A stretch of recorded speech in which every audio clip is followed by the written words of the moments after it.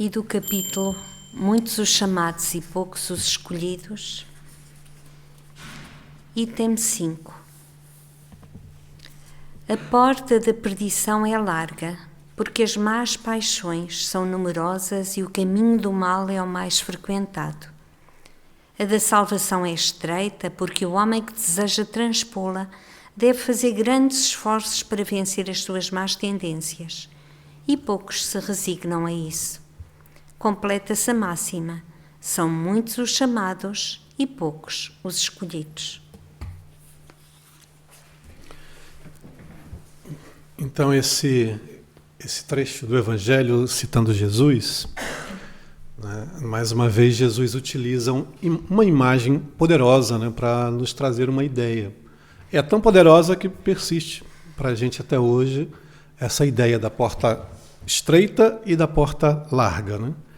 E isso está dentro de um contexto de Jesus conversando ali com os apóstolos e sinalizando, alguém o pergunta, né? E são muitos aqueles que conseguem entrar no reino dos céus, né? E ele recomenda, olha, esforcem-se por entrar pela porta estreita, que larga é a porta da perdição, no sentido de que muitos optam pelo mais simples, pelo mais comum, e a porta estreita é aquela que exige mais esforço de se praticar, de fazer as ações do bem e você conquistar essa vida espiritual, no dizer dele, né, da vida eterna, do reino de Deus, né? E essa imagem perdura para a gente, e ele comenta ali, isso está no Evangelho de Mateus, né?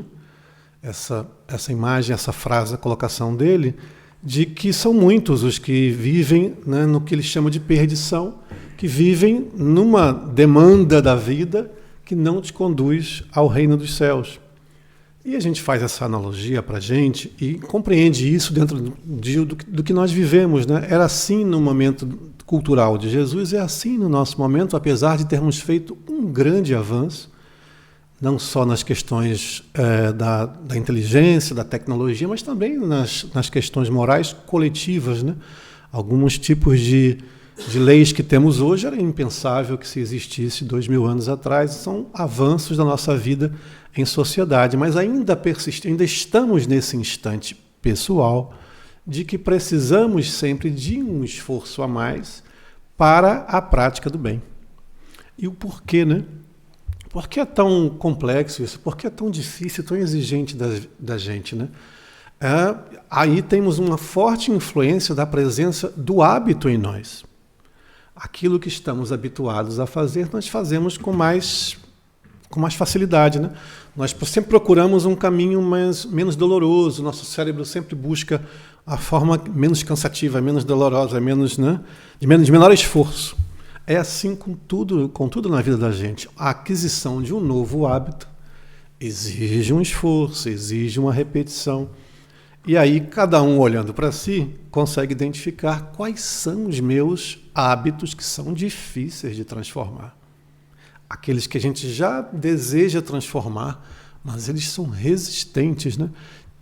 Que hábitos são esses? É a irritabilidade em alguém, né? Em outro pode ser a dificuldade de não tolerar o erro do outro, ser muito intolerante com o outro. Para alguns de nós, esse sentido de estar sempre julgando o outro, né? Está muito presente.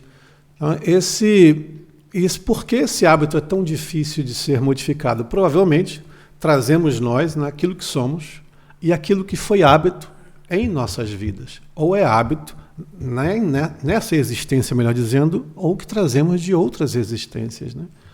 E muitas coisas estão disfarçadas e são disfarces do nosso orgulho, da nossa vaidade, né? Algumas vezes a dificuldade de lidar com o imprevisto vem de encontro com a nossa vontade de controlar como as coisas acontecem, né? De ter esse poder de que como eu quero é como será realizado. E aí a vida não é assim, né? E surgem imprevistos e às vezes eu lido com dificuldade diante desses imprevistos, né? Me irrito com facilidade, né? Isso, olho para mim há um tempo atrás e me vejo muito nisso que eu estou dizendo, né? de que o quanto me incomodava e hoje continua me incomodando, mas há um caminho que a gente vai fazendo, né? O que é de cada um que esse hábito está presente, né? A gente, no ambiente espírita, a gente costuma ouvir e podemos acabar nos enganando um pouco, né? Ouvir assim, olha, a gente não retroage, a gente não anda para trás. O progresso que fizemos, não voltamos, não é isso. E todos estamos fadados ao progresso. Vai acontecer esse progresso. O nosso progresso espiritual vai acontecer. Aí, às vezes, a gente pode cair no engano de acreditar que esse processo virá naturalmente. E não é assim. O progresso virá, sim, se você estagnar no seu progresso espiritual, ele virá. Agora, como, né? A vida pode exigir de si uma forma de andar para frente que pode ser dolorosa, né? Então, o nosso progresso espiritual se dará com o nosso esforço. E essa palavra esforço está em Kardec, neste comentário, está na questão 909 do Livro dos Espíritos também, quando Kardec questiona se nós, né, os indivíduos são capazes de superar as suas dificuldades, né, investir no seu progresso espiritual, realizar o seu progresso espiritual com seu próprio esforço, ou precisa, né, de outras interferências externas para que o progresso espiritual aconteça? E a resposta é sim, com o seu esforço. E às vezes com um pequeno esforço, mas poucos se colocam nessa disposição de o fazer, que é o que Jesus também colocou lá em Mateus, né? Olha, esforçai-vos para escolher a porta estreita, e tão poucos conseguem encontrar essa vida eterna através desse esforço. O esforço, o colocar-se em movimento, colocar-se em ação é necessário para esse progresso espiritual. E aí vem uma notícia que pode abalar os corações. A presença na casa espírita não nos leva ao progresso espiritual. A gente assistir às palestras, tomar os passos, fazer os comentários do Evangelho, fazer as palestras, não nos leva ao progresso espiritual. O que nos leva ao progresso espiritual é o esforço de nos fazermos melhor. Agora, são ferramentas importantes. A presença na casa espírita é uma ferramenta importante, porque dá, e cada um sabe o porquê, é bom estar aqui, às vezes desintoxica a gente da vida corrida e cotidiana e material, e nos traz a lembrança, né? Tudo aquilo que a gente ouve aqui, a gente ouve muitas coisas repetidas, e quanto mais tempo a gente passa na presença no ambiente espírita, mais vezes a gente ouve algumas coisas, as mesmas coisas, e vão fortalecendo, vão redundando, e às vezes o bem precisa ser redundante para a gente. Às vezes a gente precisa de tempo, né, para maturar algumas coisas, e esse trecho do Evangelho que você ouve ou lê, nossa, mas faz 15 anos que eu comprei este exemplar do livro, eu já li o livro algumas vezes, já li esse trecho algumas vezes, hoje talvez ele esteja me dizendo e me significando alguma coisa, agora eu estou compreendendo alguma coisa. É o tempo da sua maturidade, né? Por isso a repetição é muito importante, mas é muito importante a gente se colocar em movimento. Quando a gente estuda outros trechos do Evangelho, como o homem de bem, né, que faz uma listagem ali das virtudes para a gente ser um espírito bem-aventurado, né? No dizer do Livro dos Espíritos, os espíritos bem-aventurados são os espíritos que já evoluíram, já deram passos no seu crescimento espiritual, e às vezes a gente pensa assim, olha, paciência, precisamos dessa virtude. A paciência. Eu não sou paciente. Eu não tenho essa virtude. Lá na frente terei essa virtude. Vai vir de onde? De que lugar vai chegar a paciência, né? Qual é o comprimido que eu vou tomar que vai me dar a paciência? A paciência eu preciso construí-la nos pequenos exercícios, nas pequenas coisas. Isso é válido para todas as nossas virtudes, tudo aquilo que a gente precisa e necessita e gostaria de desenvolver em nós, né? A nossa capacidade de ser indulgente com as imperfeições dos outros que dialogam conosco, né? Que às vezes tanto nos perturbam, como isso a gente se sente vítima em alguns momentos da aspereza, de ser maltratado, da relação que às vezes é espinhosa. E às vezes somos nós os espinhos, estão conosco essas atitudes, né? A gente precisa, para conseguir vencer isso, precisa de esforço cotidiano, permanente, para a gente investir no nosso crescimento espiritual. Então, a paciência, nós vamos chegar nela sendo paciente nos pequenos movimentos, né? Nos pequenos testes do dia a dia, né? No meu tempo de miúdo, era bem claro para a gente, assim, estudando, né? Nós tínhamos as provas bimestrais, então eram 4 bimestres, 4 provas durante o ano, com a pontuação a ser alcançada, e nesse bimestre tinha um teste, mais fácil, conteúdo mais restrito. Então, se você fosse bem no teste e na prova não fosse tão bem, já dava uma compensada. Ou o contrário, se no teste você não foi bem, na prova você fosse bem, levantava a nota. E o teste era mais simples, porque era o conteúdo mais reduzido. Valia a pena estudar para o teste e ter uma nota máxima, porque a prova era um pouco mais difícil, era um pouco mais ampla, né? E todos os dias a gente passa por esses testes, né? Todos os dias a vida vai te convidando a fazer algum exercício, né?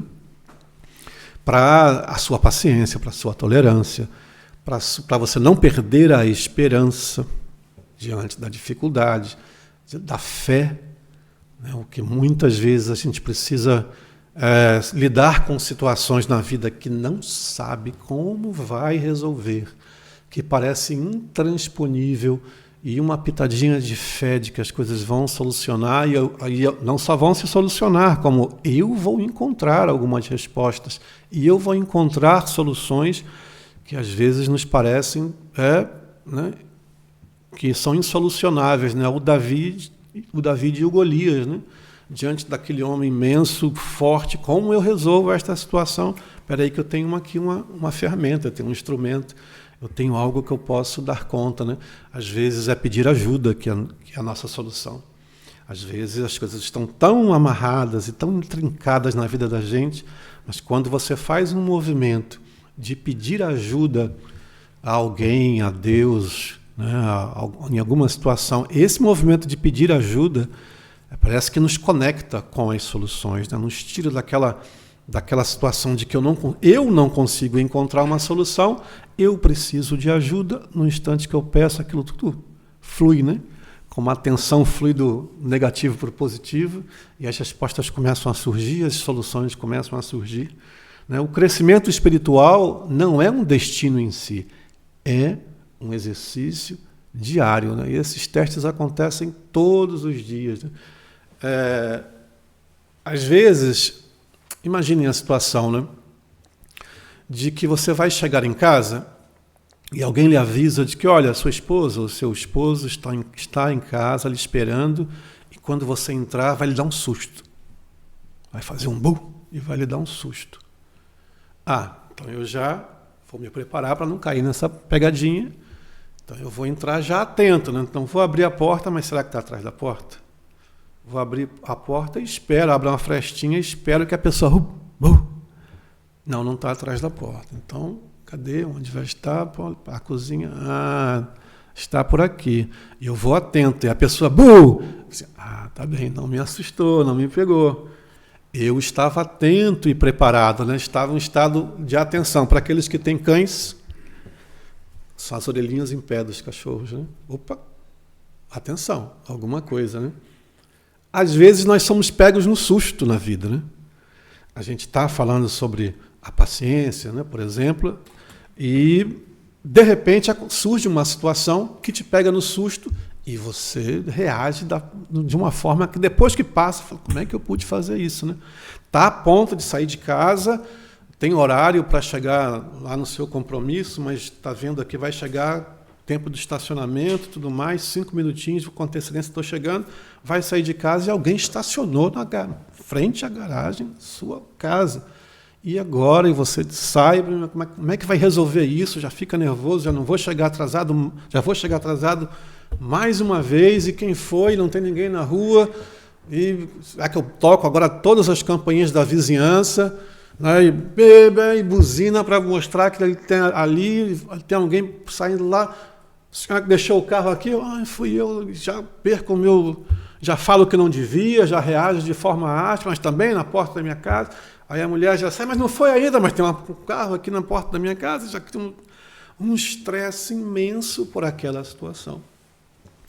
E você foi pego de surpresa e poderia agir de forma mais tolerante, mais tranquilidade.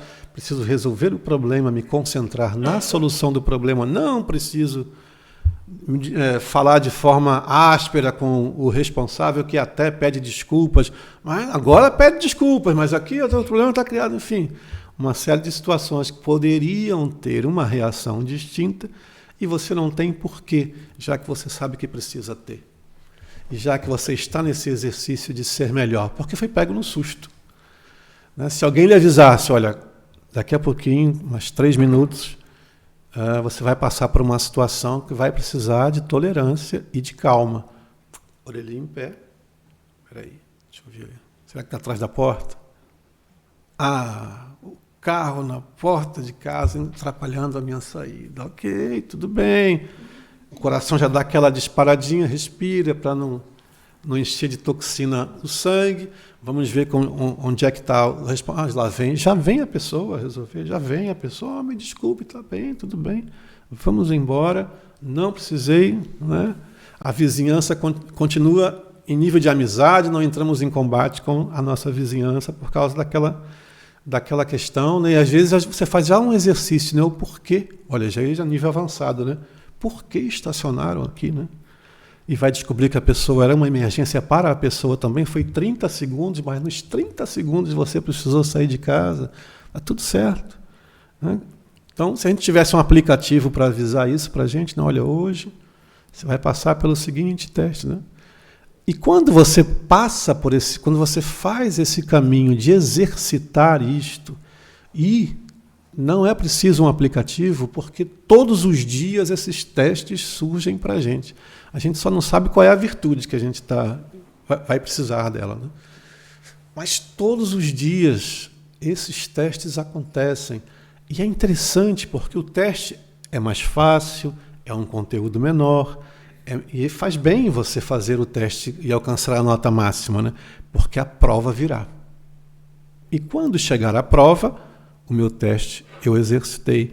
E nesse dia a dia você vai exercitando essa tolerância, essa paciência, e depois de um tempo, e você vai aprimorando, né? Não, hoje não deu, hoje eu fui pego no susto, mas na próxima vez que tiver aqui o carro atrapalhando ou alguma outra coisa atrapalhando aquilo que eu quero, eu preciso ser ter um pouco mais de calma, esperar mais um pouco as coisas resolverem, me concentrar na solução do problema e não na irritação diante dele, porque lá na frente vai chegar a prova, e a prova é mais difícil.